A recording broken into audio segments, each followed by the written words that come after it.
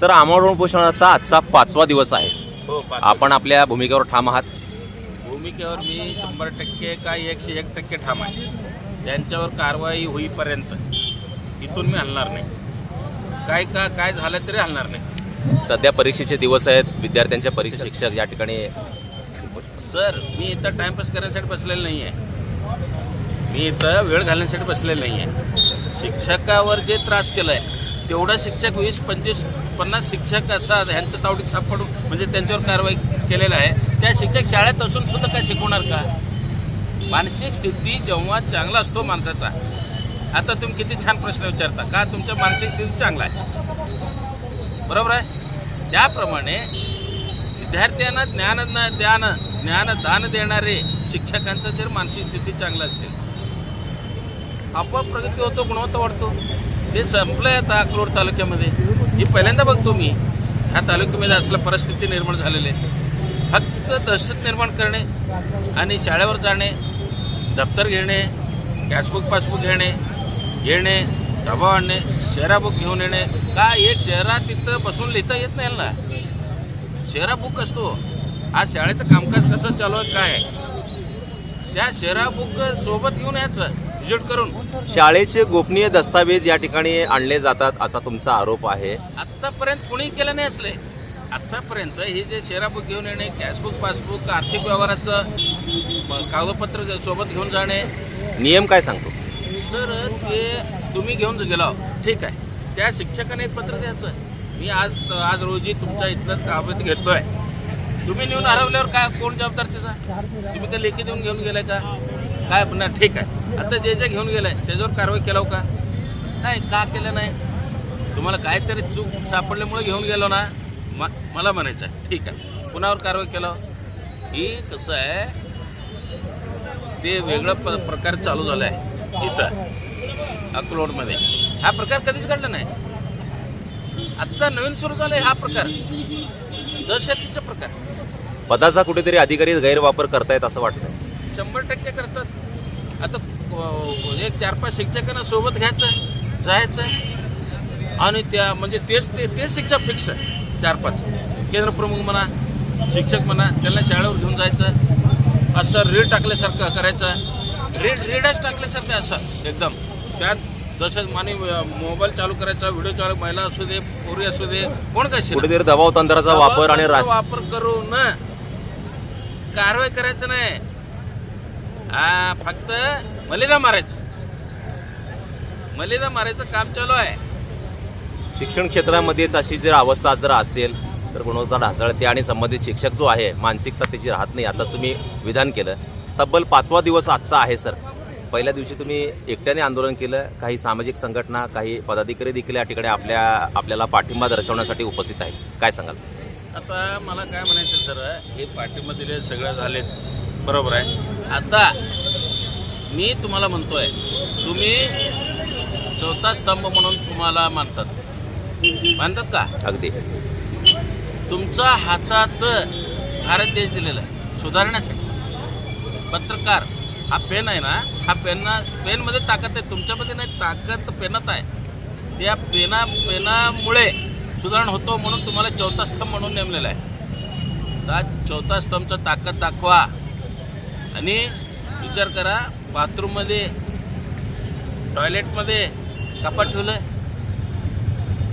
आता सध्या सुद्धा पंचायत समितीच्या अक्कलकोटच्या काय तिथं याच्यामध्ये विभागात स्त्रियांसाठी म्हणा, ऑफिसर कोणी येणार जाण्यासाठी म्हणा एक बाथरूम बांधलेलं आहे, टॉयलेट बांधलेलं आहे, स्वच्छतागृह बांधलेलं आहे, त्यामध्ये कपाट ठेवलं आहे. सर, महाराष्ट्र राज्य मागासवर्गीय शिक्षक संघटनेच्या वतीने नेहमीच असा काही प्रश्न जर उपस्थित झाला तर वारंवार आपणच या ठिकाणी आंदोलनाला, उपोषणाला बसताय. याची हां, बरोबर, योग्य प्रश्न आहे. हे बघा, कितीतरी लोक आहेत. हे कसं आहे, मी शिक्षकांना बोलू नये, बरं नाही, म्हणजे पुढं आले की साहेबांचा पुढं जाऊ नये, गाढवाचं म्हण आहे त्याची पूर्वापार आपल्या जाऊ नये. अधिकाऱ्याचं पुढून जर गेला माती झाला. मी जातोय, मला सवय आहे. कारण का त्यांनी चुकलं की दाखवत असतो, म्हणून मला त्रास आहे. परिपूर्ण या संदर्भातील या प्रकरणाचा तुम्ही अभ्यास केलेला आहे. एकंदरीत काय जाणवतं आणि 5वा दिवस तर आज पूर्ण होतोय. काय संबंधित या अधिकाऱ्यांना आवाहन कराल, काय सांगाल? संबंधित अधिकाऱ्यांना आव्हान म्हणजे मला एक पत्र आलं आहे, शाळेत जाऊन हजर व्हा. माझं जानेवारीचा पगार म्हणजे उदरनिर्वाह भत्ता बंद केले होते. त्यात लिहिलं आहे की तुमचा उदरनिर्वाह भत्ता जानेवारीचा चालू केलेला आहे द्यायचा आहे आणि ह्या महिन्याचा आहे. तुम्ही शाळेवर हजर होऊन आम्हाला रीतसर हजर रिपोर्ट द्या म्हणून. म्हणजे मला कारवाई केली होती माझ्यावर 1 वर्षापर्यंत कारवाई करून निलंबित करून ठेवले होते. 1 वर्षापर्यंत तुम्ही मला हे पत्र दिलं नाही. 1 वर्ष काय निलंबित ठेवलं, त्यावेळी शाळेचं नुकसान झालं नाही. उपोषणाचा आंदोलनाचा पावित्रा पुकारल्यावरच तुम्हाला लिखित पत्र शिक्षणाधिकारी पाठवतात. अहो मी इथं उपोषणला आहे, इथं द्या ना. मी तुम्हाला पत्र देऊन उपोषण बसलो, तुम्ही अकोल्याला का पाठवता पत्र? इथं आहे ना, मी इथं तुमच्या क्लर्कना पाठवा, शिपाईना पाठवा, तुम्ही पोच घेऊन जावा. अकोल्याला का पाठवता? मी आहे ना तुमच्या समोरच इथं. शेवटचा एक प्रश्न तुम्हाला अतिशय महत्त्वाचा विचारतोय सर. अशीच जर भूमिका जर राहिली, शेवटचा भूमिका तुमची काय असणार आहे? माझी शेवटचा भूमिका म्हणजे त्यांना सुधारण्यासाठी, त्यांच्यावर अंकुश आणण्यासाठी चौथा स्तंभ चालू आहे. माझ्या वतीने मी लढतोय, तरी पण तुमच्यावर सोपवतो मी. खरं ती खरं, खोटं ती खोटं. चौथा स्तंभ आहे. निश्चितच आम्ही आमच्या पद्धतीने लोकशाही मार्गाने आणि जी का लेखणी माझं जरी चुकला, तुम्हाला अधिकार आहे माझ्यावर कारवाई करा. मी स्पष्ट सांगतोय. म्हणजे मी उपोषण केलं 4-5 वेळा आणि त्यांच्यावर हे म्हणजे पत्र दिलं आहे. मुंबईमध्ये पत्र दिलं आहे, मंत्र्यांमध्ये दिलो आहे, मंत्र्यांना भेटून आलो आहे ह्याविषयी. तर कुठंतरी काहीतरी मुरत आहे. त्यांच्या पाठीशी का बरं शिक्षणात आपला मुख्य कार्यकारी अधिकारी जवळपास 1 वर्ष होत त्याला फाईल पडून आहे. एक फाईल पुढे जाण्यासाठी किती दिवस लागतो? एका टेबलपासून दुसऱ्या टेबलला जाण्यासाठी किती दिवस लागतो फाईलीला? 1 आठवडा.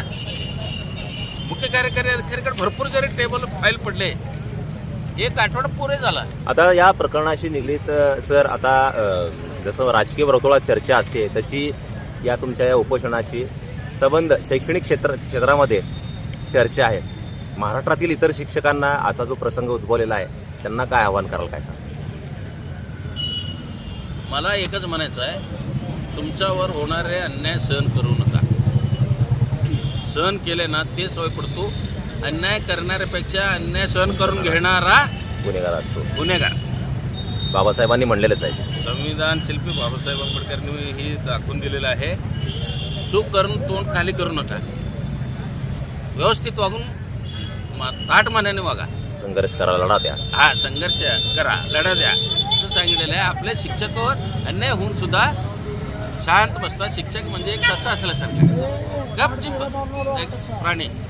त्यांना काही केलं तरी काय ऐकत नाही, कुठंतरी बघून लपत असतो. असं त्रास देणाऱ्या अधिकाऱ्यावर म्हणजे अन्याय करणाऱ्या अधिकाऱ्यावर निलंबन करून चौकशी करून त्यांचा बडतर्फ करावं. कारण पुढील होणाऱ्या शिक्षकावर अन्याय होऊ नये.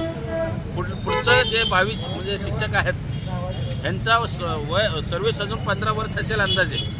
15 वर्ष 20 वर्ष असेल. त्या 20 वर्षात किती शिक्षकांचा माती करतात हे सांगणे हे अशक्य आहे. म्हणून त्यांना बडतर्फ करून घरी बसवलं ना, एक तालुका एक जिल्हा व्यवस्थित चालत आहे, हे माझं म्हणणं आहे.